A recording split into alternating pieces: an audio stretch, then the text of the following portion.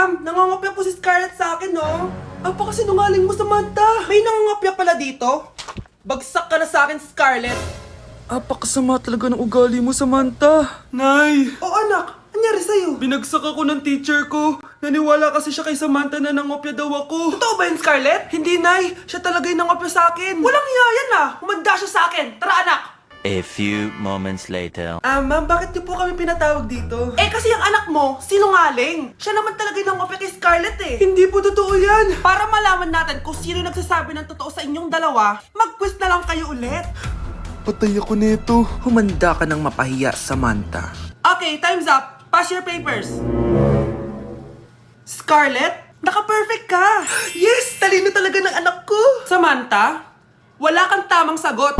Ikaw talaga ang totoong nangungopya. Nakakahiya ka, Samantha. Humanda ka sa akin sa bahay. Tara! Huwag po, Nay!